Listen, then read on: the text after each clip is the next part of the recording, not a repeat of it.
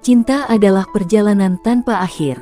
Setiap hari adalah kesempatan baru untuk mencintai lebih dalam dari sebelumnya, Raka. Cinta adalah api yang menyala dalam hati. Ia memberikan kehangatan yang tak terkatakan, Kinar.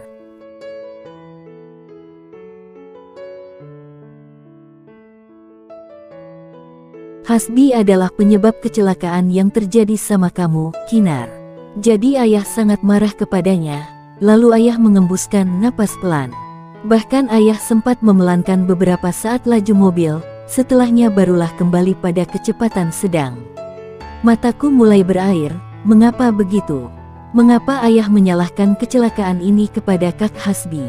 Ayah, ini semua hanya kecelakaan semata. Kenapa Kak Hasbi harus disalahkan? Ini musibah, ini bukan keinginan kami, belaku. Aku mengembuskan napas pelan, lalu menyentuh pipiku yang terasa basah, karena air mata sempat menetes tadi. Ayah tak menyahuti, hanya diam dan fokus nyetir. Tapi, aku tahu kalau ayah sedang gelisah. Terlihat jelas dari raut wajahnya yang aku lihat di kaca spion depan, dan dari bahasa tubuhnya yang gelisah. Kamu berkata seperti itu, karena telah melupakan sesuatu, Kinar. Sekarang ibuku mulai berkata, sambil mengusap lembut kepalaku. Aku menatap ibu penuh rasa penasaran. Apa? Melupakan apa? Tanyaku bingung. Ibu juga tidak tahu, tapi mungkin begitu. Ibu malah memberikan jawaban yang membuatku bingung dan ambigu.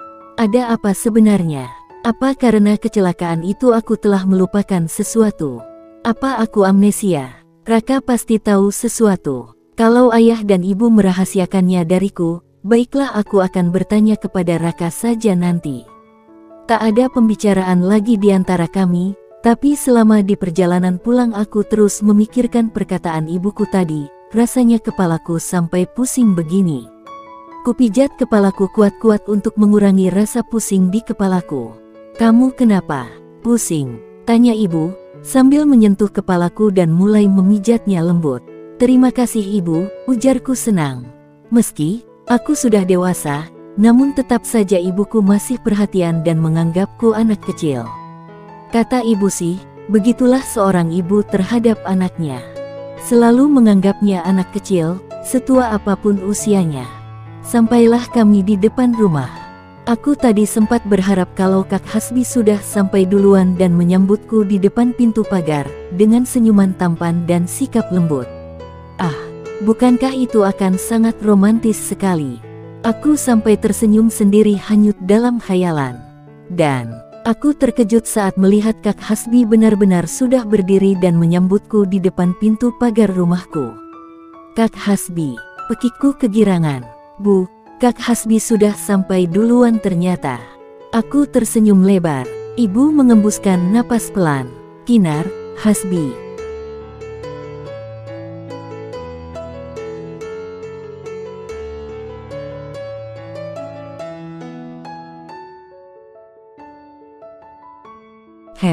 Biarkan saja dulu bu. Ayahku menoleh ke arah ibu dari tempat duduknya di depan kemudi. Ibu diam, dan mengusap kepalaku dengan lembut. Kinar, tak kusangka, calon suamiku itu menghampiri dan berdiri di depan pintu mobil, setelah mobil masuk halaman dan berhenti. Aku segera membuka pintu mobil dan turun. Kak, ucapku dengan sejuta bahagia memenuhi hati. Tuhan sangat baik padaku, ujarku dengan tawa kecil. Memangnya kenapa? Tanya Kak Hasbi. Karena selalu mengabulkan harapanku, jawabku antusias. Kak Hasbi tersenyum tampan. Kamu kemana aja selama ini, Tuhan memang selalu baik. Mungkin kamunya saja yang kurang bersyukur, hingga lupa betapa Tuhan memperhatikan kamu, ucapnya yang membuatku terpana. Ini adalah ucapan terpanjang yang pernah dia ucapkan kepadaku. Padahal sebelum kecelakaan dulu, dia selalu irit bicara. Apa pengaruh benturan di kepalanya akibat kecelakaan itu membuatnya amnesia dan berubah hangat kepadaku? Kalau memang begitu, aku akan bersyukur untuk yang kedua kalinya kalau begitu, hehehe. Jahat nggak sih aku kalau berharap begitu? Kenapa malah tertawa dan kelihatan senang? Tanyanya, dengan raut heran. Aku serasa mimpi aja. Kakak bisa sebaik ini kepadaku, jawabku dengan manja. Memangnya dulu aku jahat ya sama kamu? Tanyanya dengan raut bingung.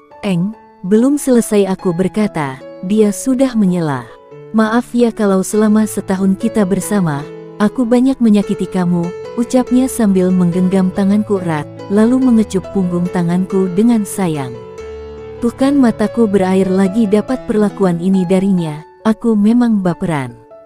Sebagai permintaan maafku sama kamu, bagaimana kalau aku mengajakmu ke bioskop? Kita nonton film romantis kesukaan kamu. Bagaimana? Mataku langsung berbinar bahagia. Yang benar, biasanya kakak akan bilang gak mau kalau aku ngajak, kan kakak gak suka film romantis. Aku berkata setengah tak percaya. Kan ini sebagai bentuk permintaan maafku sama kamu, sayang. Kak Hasbi mengedipkan mata nakal kepadaku.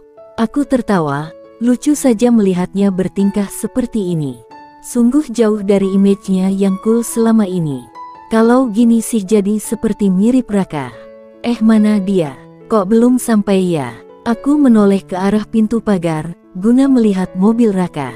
Apa kamu mencari Raka? Tanya ibuku. Iya, kok dia belum sampai ya? Tanyaku heran. Tadi bilang sama ibu, katanya mampir dulu ke kafe sebentar, jawab ibu. Oh begitu ya, sahutku. Kok ibu belum masuk ke rumah? Tanyaku, heran. Padahal tadi sempat kulihat ayah sudah masuk ke dalam rumah duluan.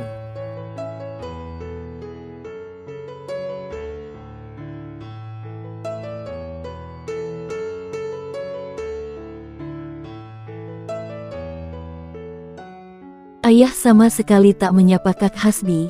Apa sebegitu bencikah sekarang ayahku sama calon suamiku ini? Nungguin kamu, ayo masuk. Kamu masih harus banyak istirahat, ujar ibu sambil menggamit tanganku. Bu, masa Kak Hasbi ditinggalin sih, ujarku tak enak hati. Ibu diam dan menatapku lekat dengan tatapan sendu. Lalu, tampak mengembuskan napas pelan. Hasbi, masuk dulu, ujar ibuku sangat pelan serupa gumaman saja. Tapi, aku cukup senang juga. Setidaknya, ibu masih menyapanya. Aku menoleh ke arah Kak Hasbi, dia tersenyum lembut dan mengikuti dari belakang. Aku memilih beristirahat, sementara itu aku tak tahu jam berapa Kak Hasbi pulang, karena tadi aku ketiduran setelah meminum obat. Aku baru selesai mandi, dan sungguh terkejut karena Raka sudah duduk sambil main ponsel di sofa yang ada di dalam kamarku. Raka, pekikku kesal, kenapa kamu ada di sini? Tanyaku masih dengan nada kesal. Main. Dia tampak mengerutkan dahi. Dasar kurang kerjaan. Bukankah kamu harus bekerja biar banyak uang? Aku duduk di atas tempat tidur menghadap ke arah tempat dia duduk. Dia malah terkekeh. Uangku sudah banyak, ujarnya terjeda. Aku menanggapinya dengan malas. Dan kalau aku miskin, kan ada kamu yang akan membantuku. Hahaha, dasar menyebalkan selalu saja begitu. Bercanda tak pernah serius. Tapi, aku cukup senang akan kehadirannya sebagai temanku. Dia banyak membantuku saat kesulitan dan saat aku galau gara-gara Kak Hasbi dulu. Mengingat namanya, hatiku kembali senang. Dan aku jadi ingat ajakannya untuk nonton. Kenapa senyum-senyum? Apa terpesona melihat ketampananku?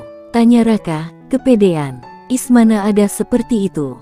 Kak Hasbi mengajakku nonton film romance, bukankah itu sangat bagus? Aku pindah tempat duduk, ke atas sofa tempat Raka duduk. Saling bersisian dan saling berhadapan.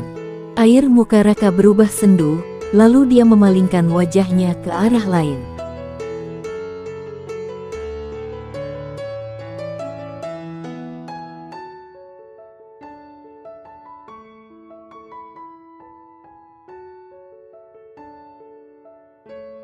Ada apa? Apa kamu tidak senang Raka? Kamu tahu kan setiap aku mengajaknya nonton ke bioskop, dia tak pernah punya waktu dan selalu bilang ada kesibukan. Melihat raut tak suka Raka, entah kenapa aku jadi kesal saja.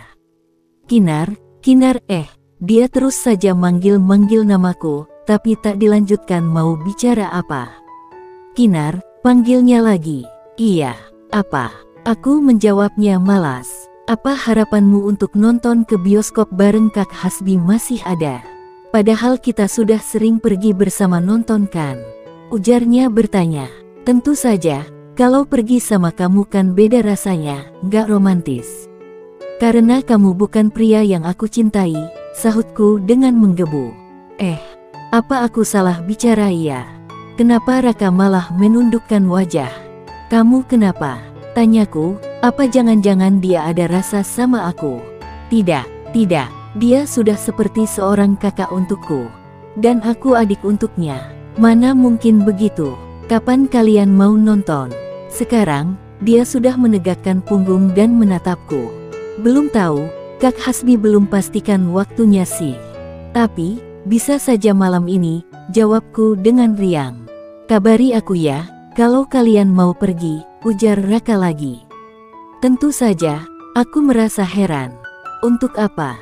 Tanyaku. Nanya lagi, bukankah selama ini juga begitu? Kamu selalu bilang mau aku menemani kamu pergi kemanapun dengan Hasbi. Kak Hasbi, ralatnya. Iya, tapi itu kan dulu. Saat Kak Hasbi selalu bersikap dingin dan tak peduli kepadaku. Sekarang ini, dia udah berubah banget, jadi kamu gak perlu ikutin aku ya, sahutku. Raka diam tak menyahuti. Itu adalah obrolan terakhir kami, seminggu yang lalu. Raka tidak pernah lagi datang ke rumah, apa dia marah sama aku ya? Tanpa kehadiran Raka, hati ini kenapa begitu hampa ya? Padahal, setiap hari Kak Hasbi datang menemuiku. Kadang, aku merasa heran, apa Kak Hasbi sekarang gak kerja ya? Karena dia selalu datang setiap hari, bahkan di jam saat orang-orang sibuk bekerja. Kak, sejak kapan datang? Sapaku antusias. Kak Hasbi sudah duduk aja di teras rumah. Belum lama ini, jawabnya, dengan seulas senyuman.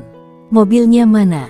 Tanyaku, kalau diingat-ingat, dia tak pernah bawa kendaraan lagi, meski cuma motor saja.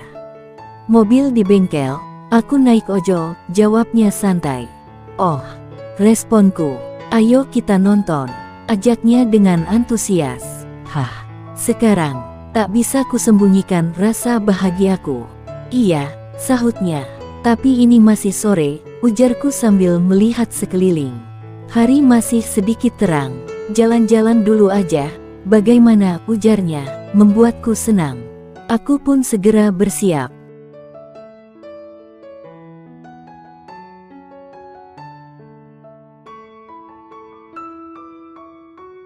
Yah boleh ya pinjem mobil, ujarku setengah merajuk. Mau kemana? Tanya ayah dengan raut heran. Ke bioskop, jawabku. Sama siapa? Tanyanya. Sama Kak Hasbi, hehehe. Aku nyengir. Hasbi, Ayah tampak berdehem pelan beberapa kali. Boleh ya yah, nanti Kak Hasbi yang bakalan nyetir kok, ujarku setengah merajuk. Ayah mengembuskan napas gusar. Terlihat jelas kegelisahan dari raut dan gerak tubuhnya. Yah, dengan pelan aku memanggilnya. Ayah menggeleng. Tidak boleh, kecuali diam sejenak. Aku sudah menunggu apa yang akan dikatakan ayah selanjutnya. Sama Raka juga, lanjut ayah. Aku mencebikan bibir, masa kencan ditungguin Raka. Apa-apaan? Apa Raka sudah menyogok ayah ya? Sampai segala sesuatu yang ada hubungannya denganku, Raka harus mengantar. Tidak usah. Lagian, Raka juga udah enggak datang sejak seminggu yang lalu, dia pasti marah sama aku ya. Aku memang berpikir kalau Raka sedang kesal kepadaku. Jangan salah paham, dia sedang ada urusan pekerjaan keluar kota seminggu ini. Dan baru akan pulang malam ini. Jadi kamu harus tungguin dia sampai ke rumah dulu, dan kalian pergi bareng. Ayah berkata tegas, lalu beranjak. Keputusan ayah sudah fix dan tak bisa diganggu-gugat lagi. Aku mengembuskan napas kasar, meski kesal dengan keputusan ayah. Tapi, aku tak bisa melakukan apapun lagi. Aku menghampiri Kak Hasbi yang setia duduk di ruang keluarga sambil nonton TV, ada ibu di sampingnya. Apa-apaan mereka?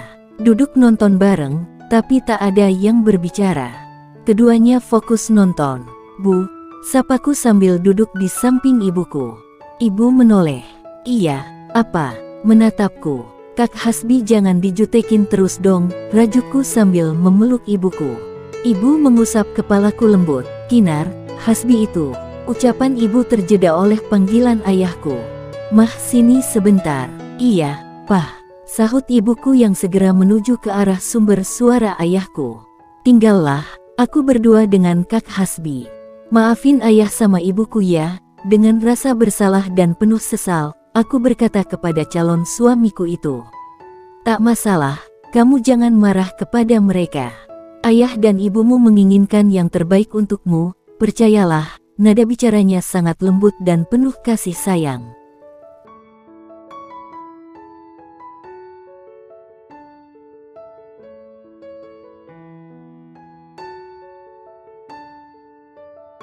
Dia memang seperti itu, bijaksana, dewasa dan mengayomi. Meski seringkali bersikap dingin kepadaku dulu, ya dulu. Karena sekarang sudah tidak, kakak sungguh baik, ucapku. Kami mengobrol cukup lama, sampai akhirnya terdengar suara bel pintu berbunyi. Ting tong, ku buka pintu dengan cepat, karena posisiku di ruang keluarga dan cukup dekat ke pintu utama. Ceklek, tampak seseorang berdiri di sana. Siapa lagi kalau bukan Raka? Hai, itu bukan suara Raka, melainkan seorang wanita yang selama ini aku sangat tahu betul tak menyukaiku. Apa kabarmu? Tanyanya. Aku yakin dia pura-pura baik karena ada Raka saja. Baik, jawabku judes. Judes amat, dia berkata seolah tersakiti, padahal kan aku cuma begitu. Kinar yang sopan ya, bela Raka. Aku mengembuskan napas kesal. Tak tahu kenapa melihat mereka berdiri berdampingan sungguh membuatku kesal. Kak Hasbi, panggilku. Hasbi. Renata menoleh ke arah Raka. Raka mengangguk kecil, tangannya menepuk pundak Renata pelan. Mereka tampak saling tatap. Sedang apa mereka? Apa pamer kemesraan? Rasa kesal ini kenapa tiba-tiba saja datang sih? Aku tersenyum saat Kak Hasbi sudah berdiri di sampingku. Kamu kayaknya belum pernah ketemu Kak Hasbi deh, kenalkan calon suamiku, ujarku, pamer. Hasbi, tampak calon suamiku itu mengulurkan tangan ke arah Renata. Tapi, Renata malah menutup mulutnya dan merangkul lengan Raka seperti ketakutan, terkejut dan apalah aku tak tahu lagi. Dia kenapa? Apa yang salah? Apa yang aneh? Apa dia dengan Kak Hasbi sudah saling kenal sebelumnya? Semua pertanyaan itu berseliweran di otakku.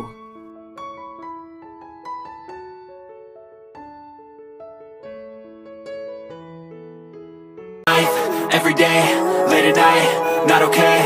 All I want, and I pray.